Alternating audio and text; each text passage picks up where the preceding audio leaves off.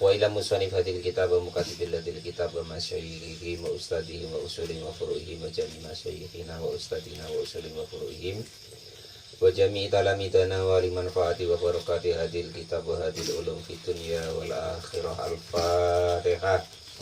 A'udzu billahi minasyaitonir rajim. Bismillahirrahmanirrahim.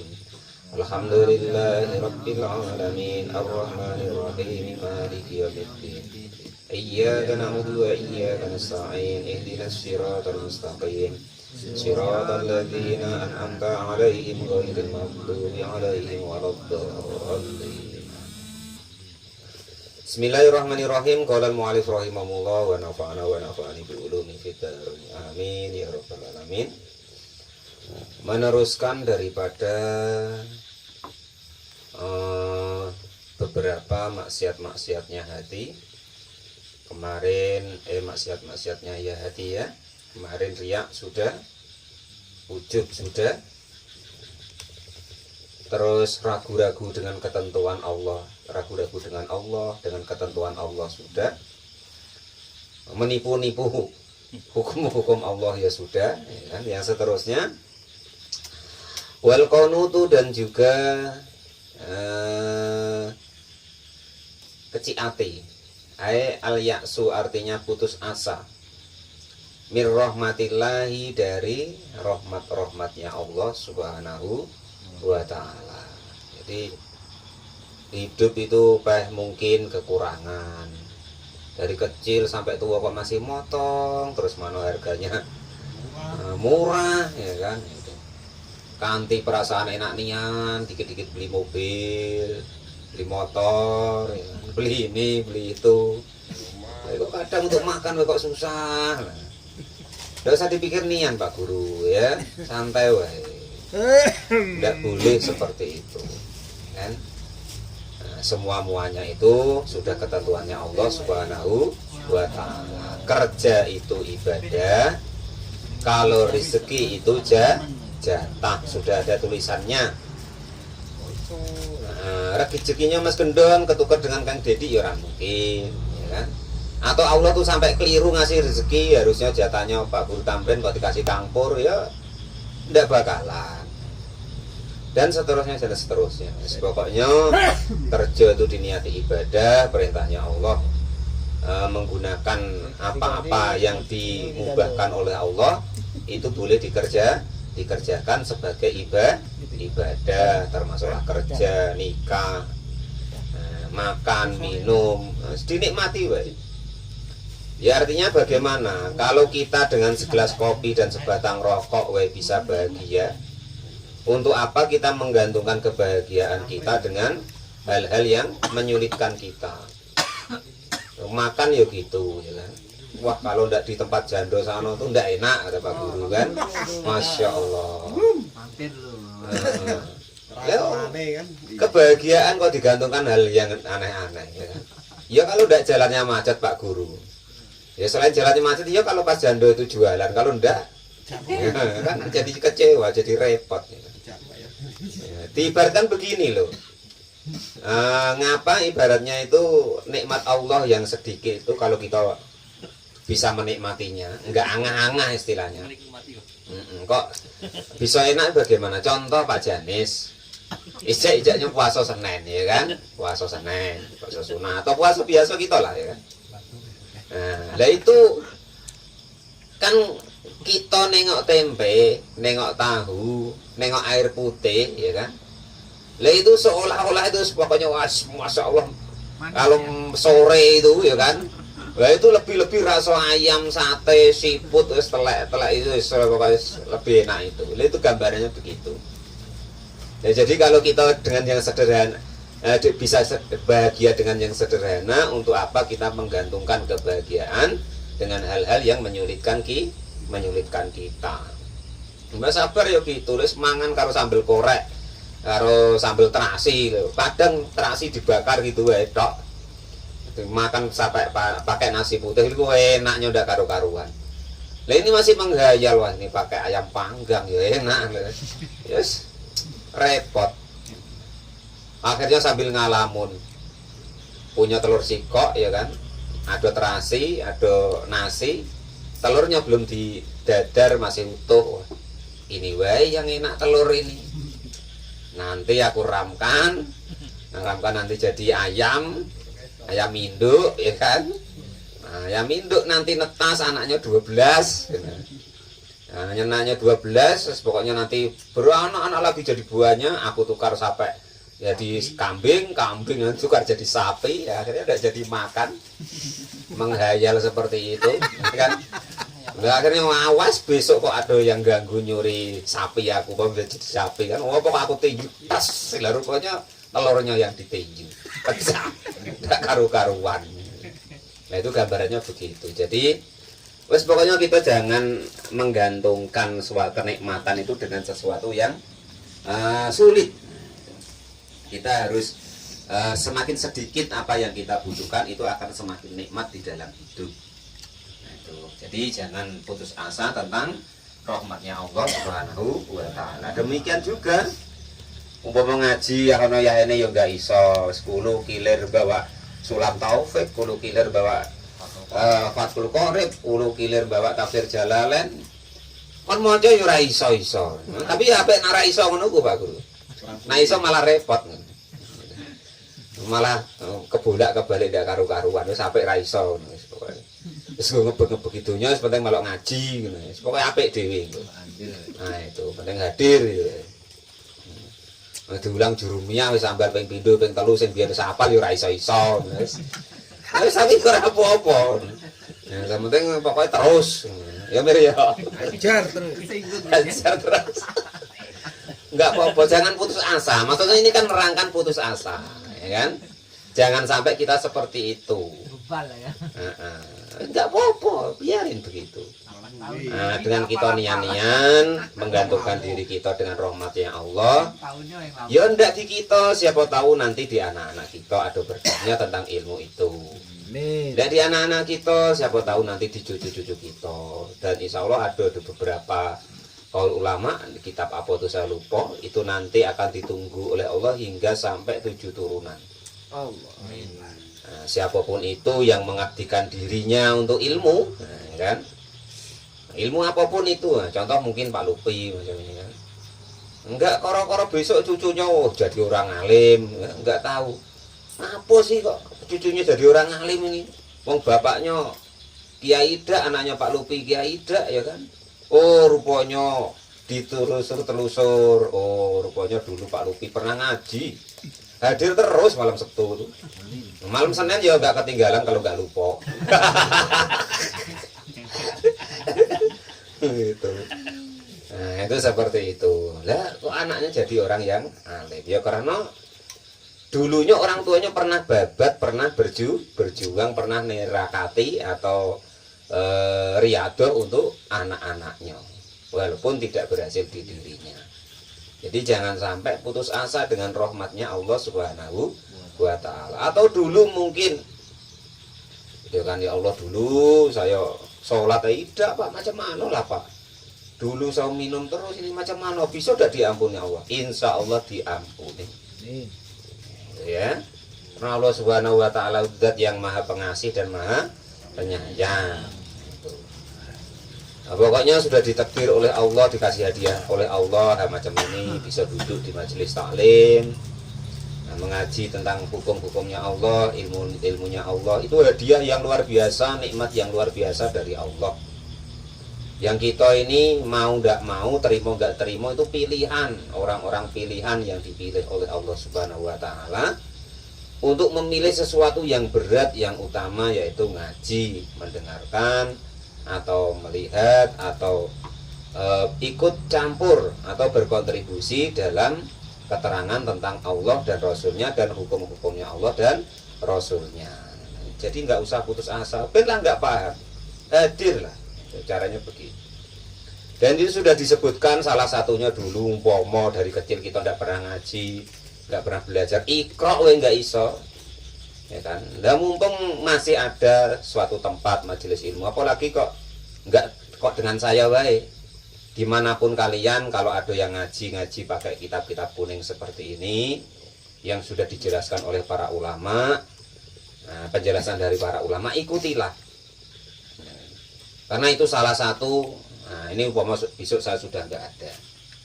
Salah satu, andaikan kalian umpama kepengen belajar, carilah orang-orang yang paham atau artinya itu bisa dengan kitab-kitab kuning Arab gundul. Bukan Arab Melayu loh ya, Arab gundul.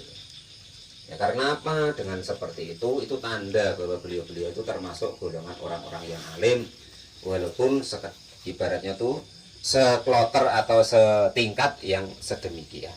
Karena dia alatnya ada, ilmu alatnya ada. Jadi yang dulu nggak ngaji, nggak belajar, belum tahu, jangan kecil hati, ngikut sama golongan orang-orang yang alim, golongan orang-orang yang ngaji, yang belajar. Bukan dikir loh ya, bukan dikir loh Pak Sabar ya, ngaji, ngaji. Dikir ya baik. Nanti kalau saya ngomong macam itu dikira merendahkan zikir-zikir yang ada, tidak. Cuman apapun itu asal yang berhubungan dengan ilmu-ilmunya Allah, apalagi kok tentang hukum-hukumnya Allah, lah itulah kepentingan Allah dan Rasulnya. Nah, contoh yang kalian ngaji, oh ibaratnya dengan ngaji tahu, oh ini lo yang wajib. Lah wajib itu kepentingannya agama, apa kepentingannya gurunya, apa kepentingannya muridnya? Tentu kepentingannya agama, kepentingannya Allah dan Rasulnya, supaya umat, supaya hamba-hamba Allah ini tahu ini loh yang wajib, ini loh yang sunnah, ini loh yang haram, ini loh yang batal, ini loh syaratnya, dan seterusnya dan seterusnya. Tuh. Lah beda kalau dengan zikir atau ibaratnya tuh fadhoil. Wah, kalau mau begini-begini, pokoknya nanti dapat bidadari. Terus kejarannya kan ya kelan besok di surga. Nah, itu kepentingan siapa? Namanya kepentingannya kita sendiri. Kang Dedi lah sholat tahajud dari sudah isya sampai subuh. Apa tujuannya? Nah, kepentingannya diri sendiri, supaya mulia, supaya calonnya menang, dan segala macam lah pokoknya. Itu tetap kepentingannya sendiri. Beda dengan hukum-hukum tadi. Nah, itu adalah kepentingannya Allah dan Rasulnya. Nah, itu seperti itu. Makanya yang dulunya ibaratnya sekarang baru dikasih sadar sama Allah, dikasih hadiah oleh Allah tuh sadar, ya kan? Mau ngaji, mau belajar, walaupun nggak paham, ikut-ikut duduk-duduk di situ, bahkan sudah bolak-balik diterangkan, sampai nanti orang-orang yang seperti itu, apalagi kok sampai duduk, orang mampir tok loh, nggak niat ngaji, itu masih ikut golongannya nanti yang dipamerkan oleh Allah Subhanahu wa Ta'ala kepada golongan malaikat-malaikatnya yang ada di langit. Dan itu salah satu jalan yang dulu saya sampaikan, salah satu yang disampaikan Imam Al-Ghazali, ya kan? Kan orang sepakat para ulama bahwa ada su'ul khotimah, ada husnul khotimah. Nah, akhir daripada yang baik, akhir yang tidak baik sudah ditentukan oleh Allah Subhanahu wa Ta'ala. Tapi kalau menurut Imam Al-Ghazali nggak ada. Kenapa kok nggak ada? Pelaksanaan akhir yang jelek tadi itu dulunya tuh sudah ditulis apa belum? Tentu sudah ditulis. Lah dengan kita tahu bahwa dulu itu ditulis, lah umpama ini Mbak Sabar lah gue contoh, ya kan? Jadi karena sudah tahu bahwa ini tulisannya sudah dulu, ya Allah, masa ibaratnya merubah dikit gue tidak mau, ya Allah. Lah ngerayu Gusti Allah tuh lebih enak Mbak Sabar daripada ngerayu menungso, Mbak. Kadang 7 tahun apa dipek bojo ra iso-iso, Mbak. Tapi nek Gusti Allah gampang, Mbak. Asal kita ngelendot terus. Nah, jangan suul khotimah lah, ya Allah. Masa gitu wae ndak apa ya, Allah. Ya kalau kita yang merubahnya memang nggak bisa. Tetapi kalau kita minta sama Allah, wong Allah yang ngasih ketentuan, ya tetap bisa. Wong Allah itu ala kulli syai'in qadir. Allah kuasa atas segala sesuatu. Walaupun dulu mungkin ditulis oleh Allah umpama jelek akhirnya tulisannya. Tapi kalau kita rayu terus, lah ganti lah ya Allah. Lah masa umpama kangkur ya kan? Masa aku khotib suul khotimah ya Allah. Lah jajak gitulah kan. Iya. Ya masa udah kasihan ya Allah, aku khotib kok ya Allah, lah dirayu gitu. Nah, ngelendot sama Allah. Gantilah ya Allah, jangan suul khotimah lah, kan gitu. Lah itu Pak Guru ya gitu, masa ya Allah saya ini guru agama, guru madrasah ya Allah. Pak Guru tamrin kan, jenggot gue panjang ya Allah putih sebelah. Masa suul khotimah ya Allah gantilah ya Allah. Lah kan begitu gambarannya. Ganti rondo. Lu jangan sampai ke situ Pak Guru. Ini nanian ini masalah hak dan batil kok tekan rondo barang. Wah itu perkara nggak penting Pak. Oh malah sampai dikelindutkan sama Allah. Malu-maluin loh. Ini perkara penting, perkara suul khotimah dengan husnul khotimah. Ya andai kan kok ditulis oleh Allah suul khotimah, minta dirubah, lendot istilahnya. Lah salah satu jalan menurut para ulama untuk bisa ngelendot atau ibaratnya tuh merayu Allah atau istilahnya riyadhah tentang itu ya dengan salah satunya jalan ngaji atau belajar tentang hukum-hukumnya Allah Subhanahu wa taala.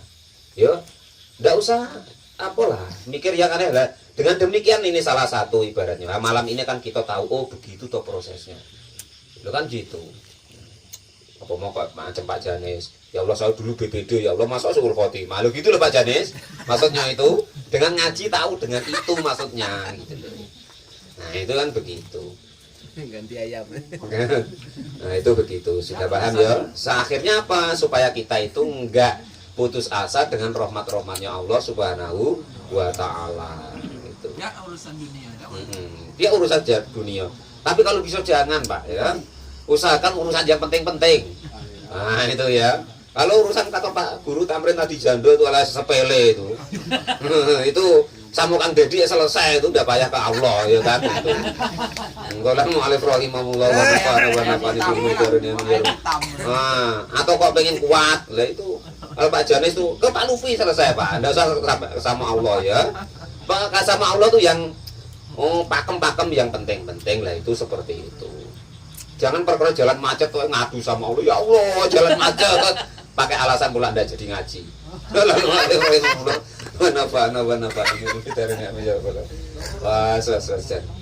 Nah, maksudnya intinya kita jangan sampai putus asa dari rahmatnya Allah Subhanahu wa taala. Fal ya'su maka adapun putus asa minha dari rahmatnya Allah itu kabiratun termasuk dosa besar. Nah, itu ya. Fala yajuzu maka tidak diperbolehkan apa dalika demikian putus asa dari rahmatnya Allah Subhanahu wa taala. Walau ma'artika bil kabairi walaupun mungkin dulu-dulunya ataupun ya saat ini masih bergelimang menjalankan dosa-dosa besar. Lah itu. Salah satu kisah lagi ya kan. Besok di akhirat itu di hadis itu ada diterangkan. Ada seorang hamba itu dipanggil oleh Allah, ya kan? Itu. Tapi ini jangan ditiru loh Pak Lufi ya. Kalau bisa jangan yang itu loh ya. Kalau bisa tidak payah yang itu. Maksudnya ini contoh tentang rahmatnya Allah, husnudzon dengan Allah. Lah itu maksudnya begitu, ya kan? Jadi salah satu, ya kan? Dulu besok itu ada seorang hamba itu dipanggil oleh Allah dari neraka. Jadi dipanggil, wahai hambaku, bagaimana apa kamu sudah mendapatkan apa yang aku janji-janjikan? Benar ya Allah, aku sudah engkau hukum di neraka segala begini-begini. Nah, kau sudah terima dengan bahwa itu kesalahanmu, aku hukum di neraka? Terima ya Allah. Ya sudah, sekarang balik ke neraka. Lah, orang itu Pak Lupi nak balik ke neraka itu kayak enggan gitu. Akhirnya noleh gini kan, ngelirik dikit. Wah, mosok si Allah ya Allah, engkau masuk tega nian. Sudah dari neraka engkau naik kan kok nak ditanya itu tidak dimasukkan surga, nak suruh ke neraka lagi. Lah itu. Lah itu akhirnya ditanya, kenapa kamu kok enggan-engganan ke neraka lagi? Aku tidak mengira ya Allah, engkau setega itu. Ya akhirnya dengan demikian, wong rahmatmu tuh begitu luas, masa ibaratnya begitu wae kok dimasukkan lagi. Ya akhirnya dikarenakan dia tidak putus asa dengan rahmatnya Allah tadi, maka akhirnya dia dimasukkan surganya Allah Subhanahu wa taala. Sampai di sini ditegaskan, artinya salah satunya juga andaikan dulu kita pernah berbuat dosa, jangan kecil hati. Entahlah, mengaku dosanya banyak, entah diampuni Allah entah tidak. Nah, terus ibaratnya berbuat baik macam ini, entah ada gunanya entah tidak. Tidak boleh seperti itu. Pokok berbuatlah baik, apapun yang kita bisa, apapun yang kita bisa laksanakan, bisa kerjakan, kebaikan itu dikerjakan, jangan sampai tidak. Dan mengerjakan kebaikan itu harus agak buru-buru, jangan kok wah besok nak sedekah, ndak jadi jangan. Perintah tentang kebaikan, nak ibadah, nak apa, nak sholat, nak tobat segala macam harus buru-buru. Kata-katanya wah sari'u itu cepat-cepat apa lambat-lambat deh? Cepat-cepat, kan? Fastabiku berlomba apa santai-santai? Wasa'a lari kecil apa lari santai? Nah, semuanya perintahnya dalam kebaikan tuh suruh cepat jangan kok salon-alon saat itae. Kalau untuk kebaikan jangan. Nah, kalau kebaikan kok yang sudah itu boleh ngomong begitu. Tapi kalau yang nak dikerjakan, nak ngaji, nak nian-nian, nak sholat, nak tobat segala macam itu harus semangat gitu loh. Jangan sampai putus asa dari rahmatnya Allah Subhanahu wa Ta'ala. Dan siapapun itu jangan sampai kok terus dulunya tuh dosa, terus nanti nggak dapat ampunannya Allah, nggak dapat rahmatnya Allah. Jangan. Ini ayatnya nyata. Qala Allah Ta'ala ya ibadiyalladzina asrafu ala anfusihim la taqnatu mir rahmatillah. Al-ayat. Ya ibadi wahai hamba-hambaku. Hamba-hambaku yang mana? Nah, ini. Alladzina rupanya orang-orang asrafu yang pada melewati batas fi anfusihim di dalam atas diri mereka. La taqnatu jangan memutus siapa kalian semua mir rahmatillahi dari rahmatnya Allah Subhanahu wa Ta'ala. Jadi sebenarnya semua hamba yang ada di dunia ini tiap saat, tiap detik, siang dan malam, ya kan, selagi nyawa itu belum sampai di tenggorokan, atau andaikan waktu, andai pribadi orang itu, ya kan, andaikan waktu itu matahari belum timbul dari barat, maka Allah masih memanggil-manggil kita. Maka Allah masih memanggil hamba-hambanya untuk supaya kembali kepada Allah Subhanahu wa Ta'ala. Walaupun dulu ibaratnya perbuatannya Masya Allah, pokoknya dari binatang tuh lebih baik binatang. Wong binatang dikesot enak, ya kan, untuk lauk, ya kan? Yang disalahpahami Pak Janes, Kang Dedi, Pak Lupi, ya kan, yang beli kambing dikiranya nak untuk pengajian, rupanya mesti orang adu hajatan. Walaupun begitu. Nah, itu kalau kambing, ya kan, dikesot enak. Nah, walau kalau manusia, ya kan. Nah, dikesot kok dihukum, ya bener. Orang dikesot kok ngentek-ngentek nih segala macam, bojone wong barang dientekno, kurang ajar. Nah, itu seperti itu. Nah, itu walaupun demikian, asal dia itu nyawa itu belum sampai di tenggorokan, atau andaikan masa dunia ini belum sampai matahari itu terbit dari barat, itu masih dipanggil-panggil oleh Allah, ya ibadiyalladzina asrafu ala anfusihim. Wahai hamba-hambaku semuanya, jangan kecil hati, kemari menegat kepadaku. Lah ibarat umpama kekasih itu, Rene biar saya peluk. Nah, gambarnya begitu kalau Pak Guru tentang jando tadi maksudnya.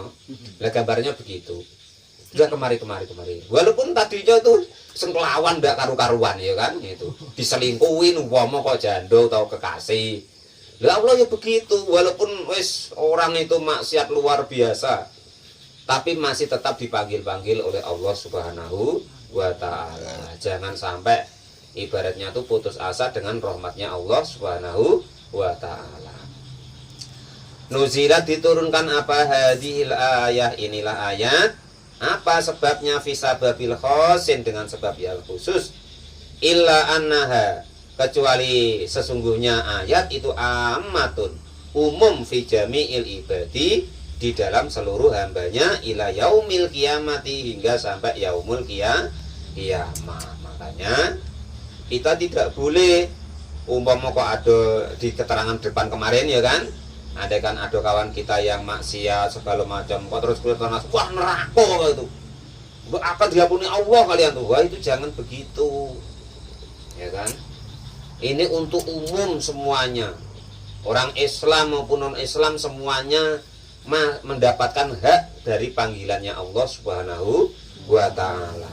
Jadi sebelum hari kiamat, sebelum umpama dia itu nyawa itu sampai di tenggorokan, lah itu masih dinanti-nanti oleh Allah Subhanahu wa ta'ala. Yang non muslim ya silakan supaya jadi Islam. Yang dulunya sudah Islam, dulunya kurang baik, ya kan, ibadahnya kurang baik, perbuatannya tidak baik, ya masih dipanggil-panggil oleh Allah Subhanahu wa ta'ala untuk kembali kepada Allah Subhanahu wa ta'ala. Itu jangan kecil hati. Pokoknya kita tidak boleh ibaratnya kita lagi ikut-ikut ngaji dikit wae terus moyoi kancane, nyala-nyalakan kawannya. Ya kan neng organ sedikit, wah neraka kalian sampah masyarakat. Jangan begitu.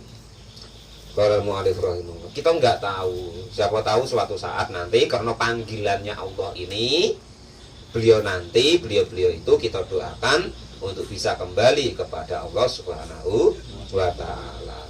Afada memberi faedah dari kepada keterangan tersebut siapa Ar-Ramliyu? Imam Ar-Ramli. Wa takabburu ala ibadillahi wa huwa raddul haqi. Yang seterusnya termasuk penyakit hati yaitu takabur, sombong atas hamba-hambanya Allah Subhanahu wa ta'ala. Wallahu a'lam bishawab. Alhamdulillahirabbil alamin.